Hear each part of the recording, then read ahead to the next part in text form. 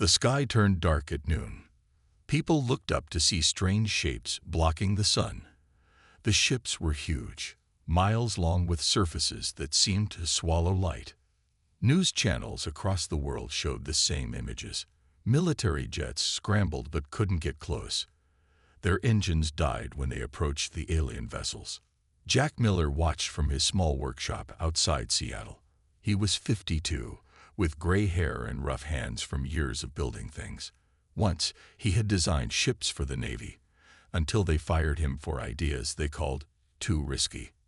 Now he fixed boats and worked on his own projects. "This is it," he said to his old dog, Rusty.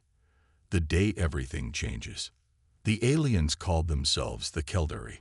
Their ships stayed in orbit, not attacking but not leaving either. After 3 days, they sent a message to every screen on Earth at once. Their ambassador, Corvex, didn't look too different from humans. 2 arms, 2 legs, 1 head. But his skin was pale blue with small ridges instead of hair. His eyes were large and completely black. "People of Earth," he said in perfect English, "the Caldari Dominion welcomes you into our protection. Your world is now part of our empire. Resist, and we will destroy your major cities. Accept, and you will serve a greater purpose in the galaxy." The United Nations called an emergency meeting. World leaders argued about what to do. Some wanted to fight, but when a small island nation tried firing missiles at a Caldari ship, the aliens turned the entire island into glass with a beam of light. No one fought after that. The Caldari landed troops in major cities. Their soldiers wore armor that stopped bullets like they were raindrops. They didn't kill many people, but they didn't need to. Everyone knew they could. Jack watched as the news showed Caldari ships dropping huge containers in deserts and empty fields. The aliens announced these were gifts to help humans join modern space civilization. When the containers opened, they were full of junk, broken ship parts, cracked power cells, dented metal pieces, things the Caldari didn't want anymore. "This is your starting point," Corvex announced. "All developing species must learn from the technology of their betters. Study these materials. Learn their principles. In 50 years, perhaps you will be ready for real tools." Sub-Commander Vrax, the alien put in charge of North America, visited the largest junkyard in Nevada. He walked among the piles of scrap with clear disgust on his face.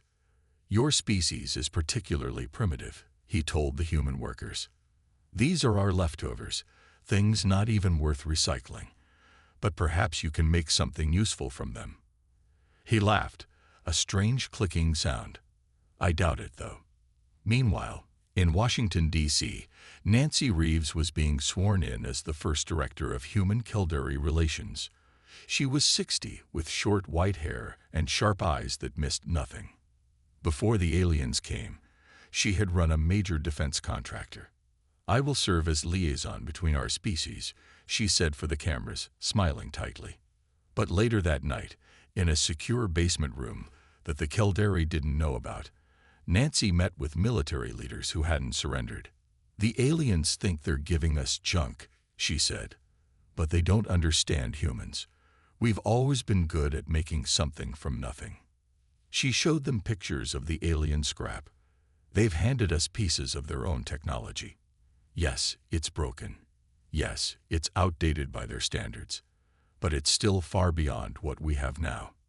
Nancy pointed to a list of names projected on the wall. "These are the best engineers, scientists, and thinkers still alive. We need to gather them quietly. The Caldari are watching the obvious people, military weapons designers, NASA engineers, but there are others they don't know about." Jack Miller's name was near the top of her list. "The aliens made a mistake," Nancy said. "They think giving us scraps will keep us weak. Instead, they've given us exactly what we need to learn their weaknesses. We just need time. And the right people." Outside, Caldari patrol ships flew over silent cities, their lights scanning for any sign of resistance. 6 months after the Caldari arrived, Jack Miller woke to knocking at his door. It was 3 a.m. He grabbed the old baseball bat he kept near his bed and went downstairs. Through the peephole, he saw a woman in a plain black coat. No Caldari troops with her, at least not that he could see. Jack Miller, she asked when he opened the door just a crack. I'm Nancy Reeves. We need to talk. He let her in because he recognized her from TV. The woman who spoke for humans to the aliens. She didn't waste time. Your Navy file says you designed ship systems that were too advanced and impractical. The Navy fired you for it. But I think those ideas might work now. Jack crossed his arms. Why would I help the people who work with the aliens? Nancy smiled. Who says I work for them? Come with me. There's something you need to see. The next morning, they drove to an old mining town in Colorado. What looked like a broken-down warehouse was actually an elevator that took them deep underground. The Caldari don't scan below 300 feet, Nancy explained. Their sensors aren't made for it. The elevator opened to reveal a huge cave filled with people working on pieces of alien technology. Tables were covered with strange metal parts and glowing devices. Welcome to the Resistance Technology Division, Nancy said. Jack met Olivia Daniels, a young woman with bright red hair who knew more about quantum physics than anyone he'd ever met. She showed him how the Caldari power cells worked. They're throwing away perfectly good tech, she said. This one has a small crack, so they consider it junk. But we fixed it with regular silicone sealant. They never even tried. Chris Martinez, a materials scientist with a quiet voice and careful hands, showed Jack strange metals that changed properties when heated or cooled. The Caldari only use these at room temperature, Chris explained. But when we cool them to minus 50 degrees, they become almost weightless while staying just as strong. For weeks, Jack studied the alien technology. He began to notice something important. The Caldari built everything in straight lines and perfect circles. Everything matched exactly. There was no room for change or new ideas. They don't experiment, he told Nancy after a month underground. They follow the same patterns over and over. It's like they can only think one way. Jack started drawing new designs. He mixed human ideas with Caldari technology. Where the aliens used huge engines, Jack found ways to make smaller ones work better by changing their shape. Where they used thick armor, he created layers of different materials that were stronger but lighter.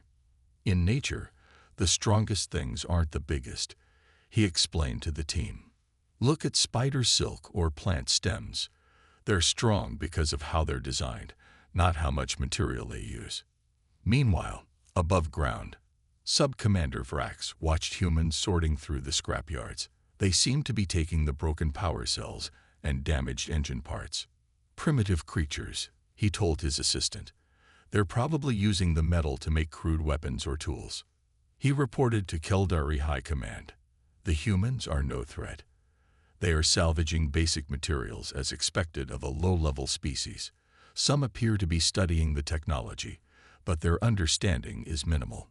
Back in the underground base, Jack and the team had created something new. They combined a Caldari power cell with human superconductors in a way the aliens never tried. When they tested it, the power output was 5 times what the aliens got from the same technology. This changes everything, Nancy said, looking at the glowing device. If we can do this with their junked power cells, we can build something they've never seen before, Jack finished. Something they won't expect because they can't imagine it. The team gathered around a large table where Jack spread out his newest designs. It showed a ship unlike any Caldari vessel, smaller, but potentially faster and more powerful. They gave us scraps, Jack said, but they also gave us freedom to think differently. And that's something the Caldari don't have. 3 months after Jack joined the Resistance, their work moved from plans to reality.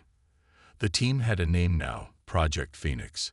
Like the bird from old stories that rose from ashes, they would rise from the scraps the Caldari had given them. Nancy set up hidden workshops all over the world. Some were in old mines. Others were underwater in lakes or oceans. The Caldari couldn't scan these places well.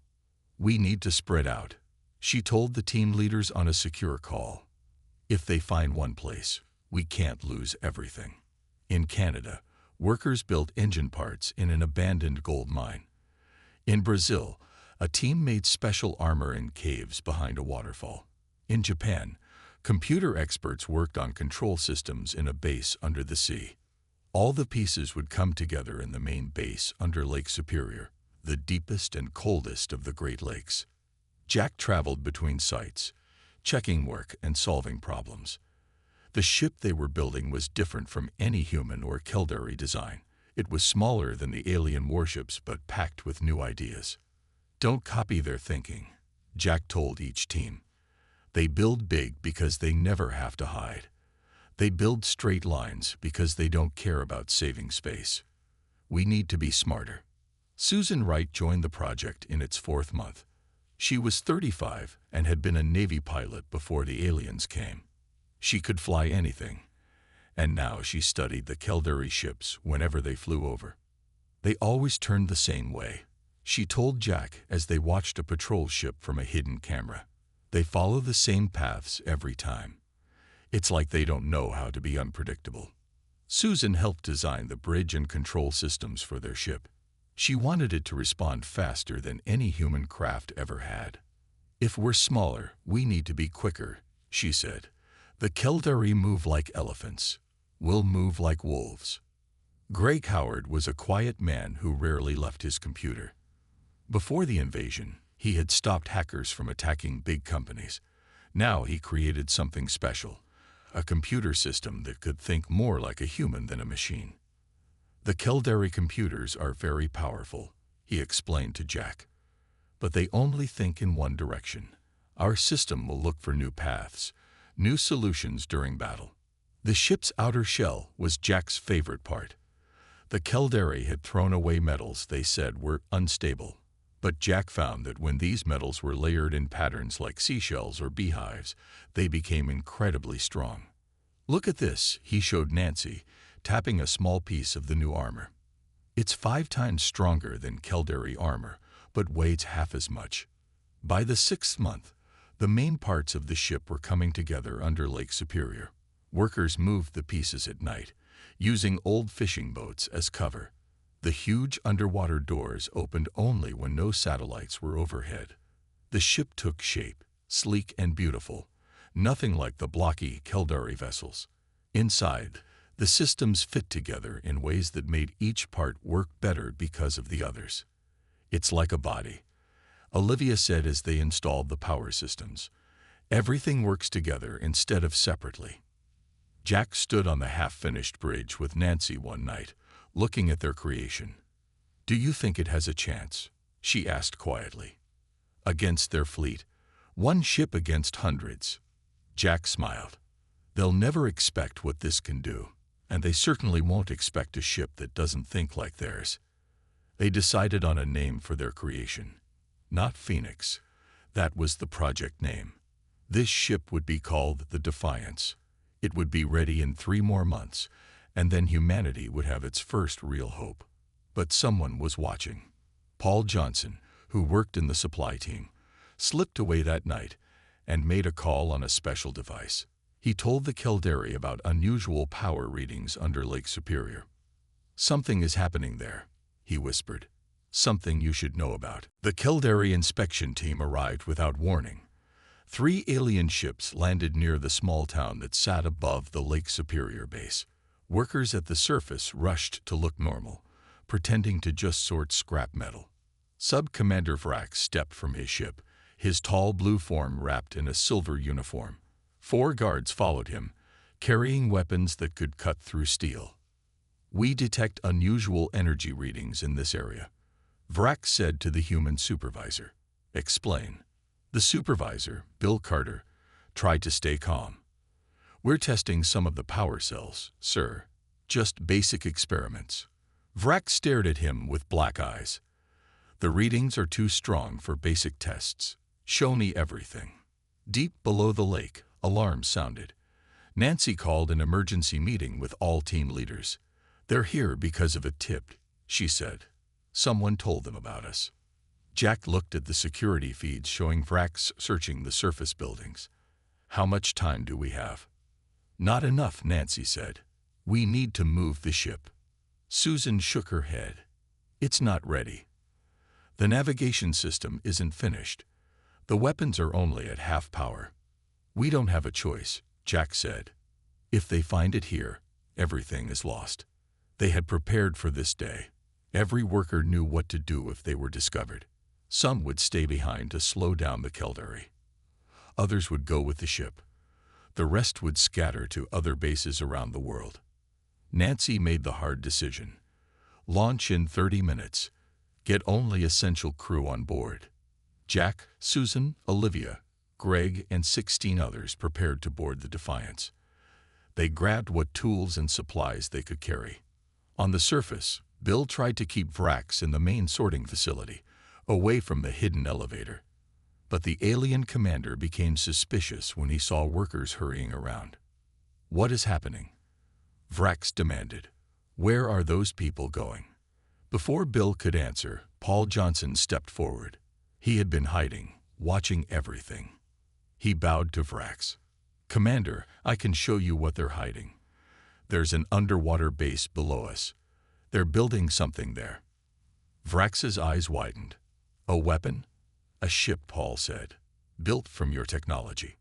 Vrax hit an alarm on his wrist. His guards raised their weapons.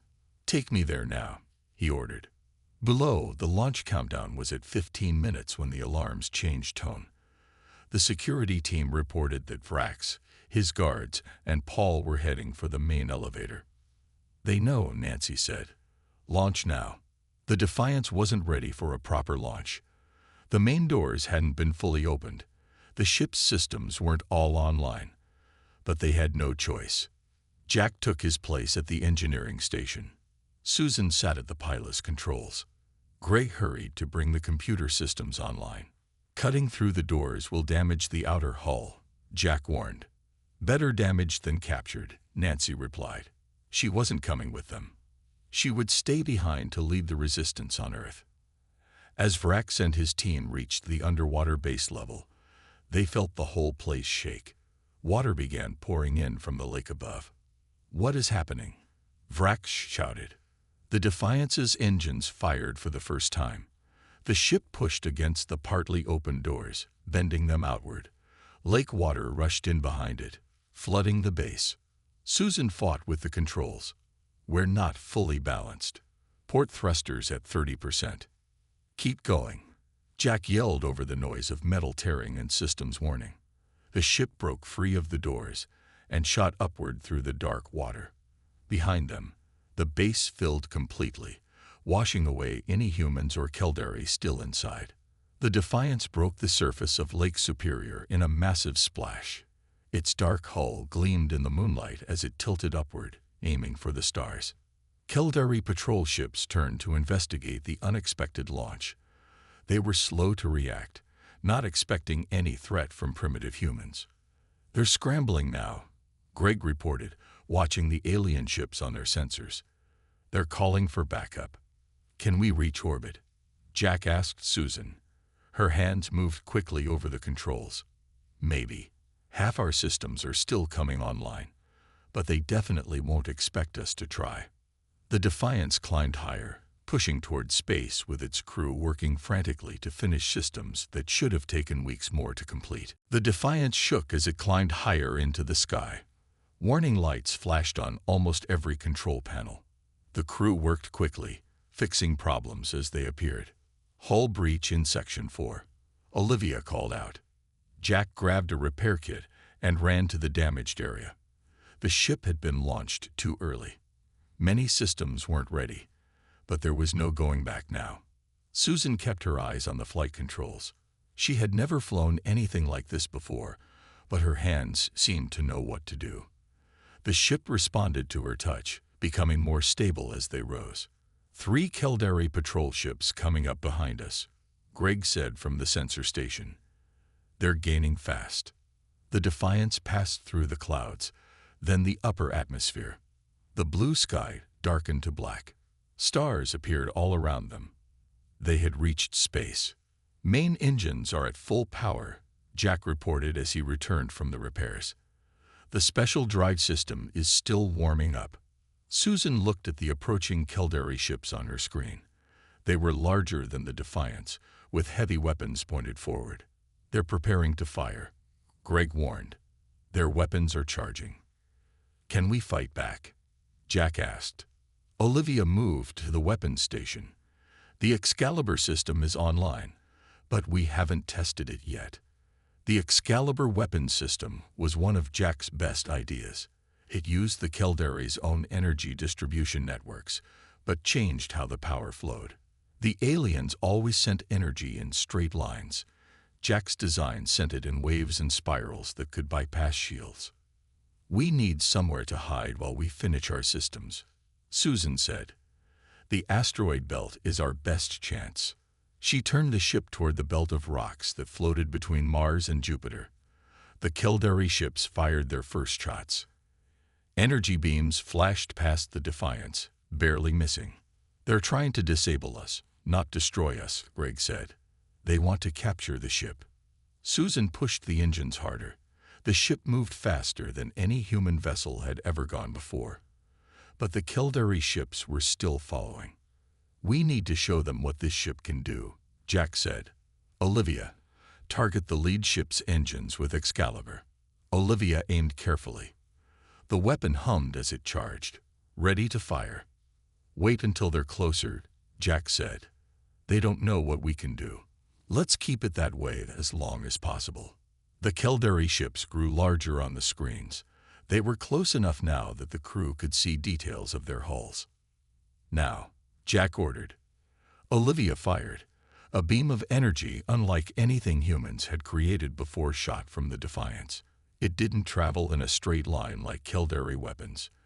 Instead, it curved and twisted through space. The beam hit the first Caldari ship's engines. Instead of exploding on the surface like normal weapons, Excalibur's energy passed through the alien shields as if they weren't there. The Caldari ship's engines flickered and died. Direct hit, Olivia shouted. Their main power is down. The other two Caldari ships slowed, surprised by what they had seen. They started firing more quickly, but their shots were less accurate. Susan smiled as she turned the Defiance in a tight curve that should have been impossible for a ship its size. They're confused. They didn't expect us to have weapons that could hurt them. The Defiance entered the asteroid belt.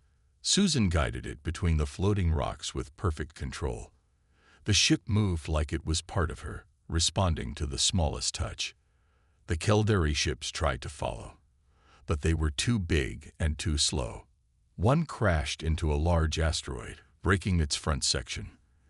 The other kept a safe distance, unwilling to risk the same fate. They can't follow us in here, Susan said.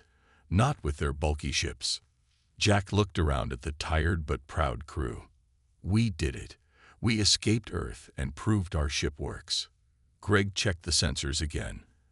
The remaining Caldari ship is sending messages to their fleet. They're calling us a serious threat and requesting a full battle group to hunt us down. Jack nodded. Good. Let them come. Each fight will teach us more about our ship and their weaknesses. Olivia looked at the weapons readings. Excalibur performed better than we expected. The Caldari don't understand how we bypassed their shields. That's our advantage, Jack said. We think differently than they do. We see possibilities they miss. The Defiance moved deeper into the asteroid belt, using the time to repair damage and finish systems that weren't complete. The crew knew that soon they would face not just patrol ships, but real Caldari warships. But for now, they had won their first battle. Humanity had proven it could fight back. For 2 weeks, the Defiance stayed hidden in the asteroid belt. The crew worked day and night to fix the damage from their rushed escape. They also finished systems that hadn't been complete when they launched. The Caldari are searching for us, Greg said, watching the sensor screens. But they're looking in all the wrong places. Jack wasn't surprised. They search in straight lines and perfect patterns. They never think to look in the shadows of the larger asteroids. Reports from Earth reached them through secret channels. The Caldari were angry. They had increased patrols and punished humans for the escape of the ship. But in their anger, they had made a mistake. They told their whole empire about the human vessel. Now every conquered species knows it's possible to fight back, Olivia said with a smile. On the third week, the Defiance's sensors picked up a weak signal from Mars. It came from Phobos, the small moon that orbited the red planet. It's a human signal, Greg confirmed, using one of our old emergency codes. Susan plotted a careful course. We can reach it in 2 days if we stay hidden. Jack agreed to go. They needed supplies and information. Maybe other humans had escaped Earth too. The Defiance moved quietly through space, its new stealth systems keeping it hidden from Caldari scanners. When they reached Phobos, they found an old mining station built years before the aliens came. It had been abandoned then, but now lights showed inside. At least 20 human life signs, Greg reported, and no Caldari. The ship docked carefully. The crew prepared weapons, just in case. When the airlock opened, they found a group of humans waiting. Not with weapons, but with tears and smiles. You made it, said a tall man with gray hair and a scar across his cheek. When we got the message about a human ship fighting the Caldari, we hoped you'd find us. His name was Kevin Blackwell. Before the invasion, he had been a general in the army.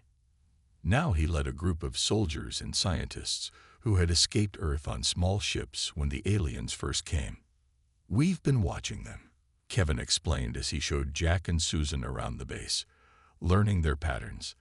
The Caldari always fight the same way, always follow the same rules. Kevin had maps of Caldari patrol routes. He had recordings of their battle formations. He knew things about the aliens that even Nancy's resistance didn't know. They're fighting another war, he told the crew during dinner. A species called the Vraxians are attacking the far side of their empire. That's why Earth only has a small fleet guarding it. This was important news. If the Caldari were busy elsewhere, it might give humans a chance. On Earth, Lisa Cooper worked in the shadows. She had been Nancy's second-in-command. After Nancy disappeared during the base flooding, Lisa took over the resistance. She moved from city to city, always one step ahead of the Caldari. Her teams placed small devices on Caldari communication towers. These devices recorded the aliens' messages without being detected. They're worried, she told her team as they hid in an old subway tunnel. The ship escape scared them. They've asked for more warships, but their leaders won't send any. Back on Phobos, the Defiance crew and Kevin's people worked together. They improved the ship's systems even more. They added new weapons and better shields. They shared knowledge and plans. After a week on Phobos, Jack called everyone together. It's time to do more than just hide, he said. The Caldari think we're one lucky ship that will eventually be caught. We need to show them they're wrong. Kevin nodded. We should attack their supply lines. Hit them where they don't expect, then disappear before their main ships arrive. Susan studied the maps Kevin had made. There's a cargo route here, between Earth and their base on Venus.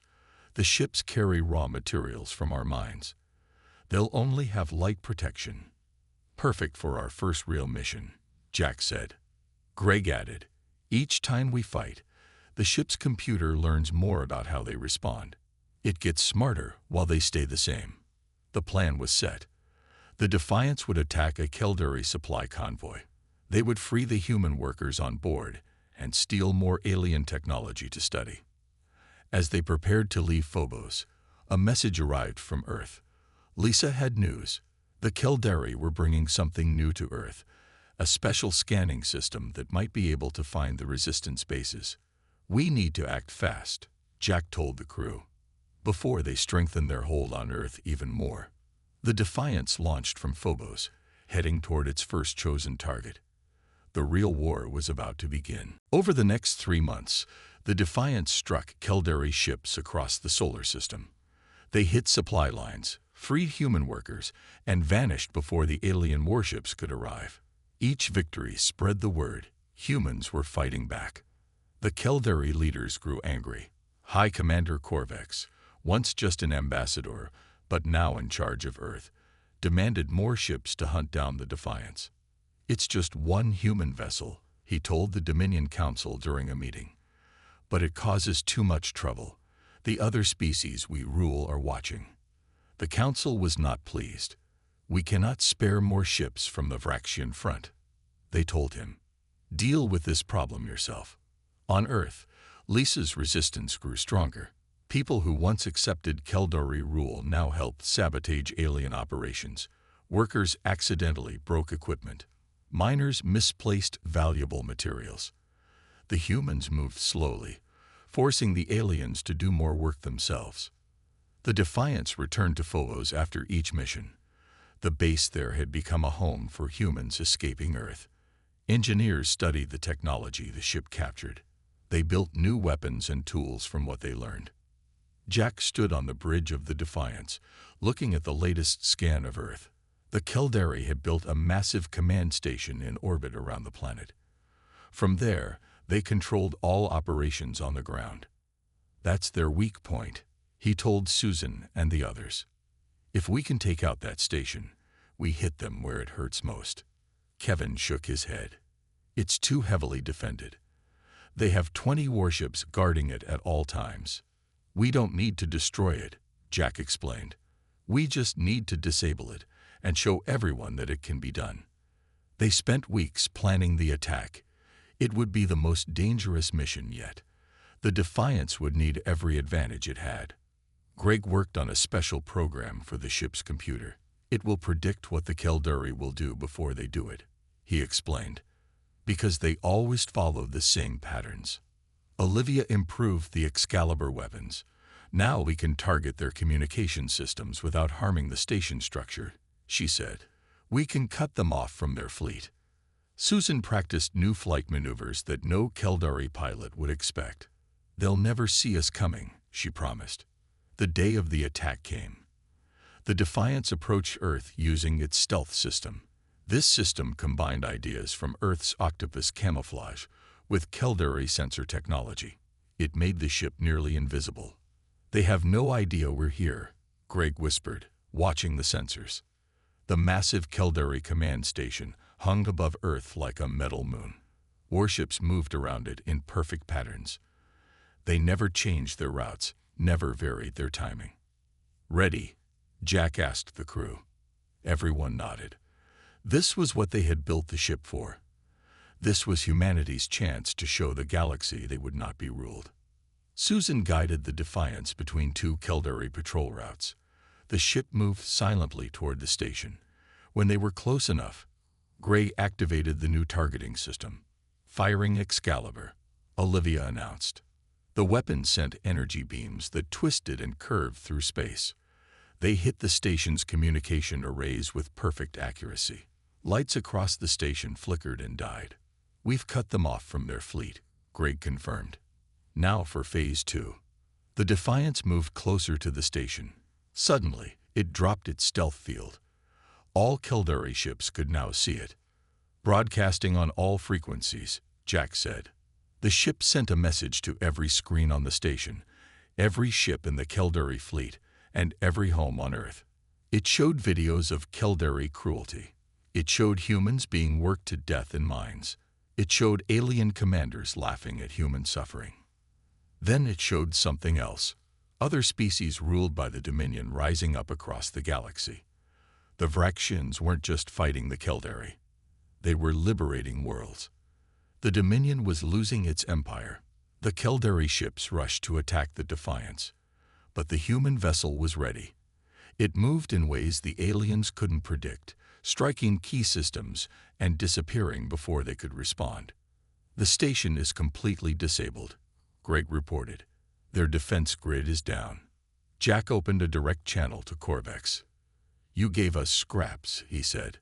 "We built something better than anything you have. Now you have a choice. Leave Earth, or we'll take it back piece by piece." 3 days later, the Keldari Dominion Council sent a message.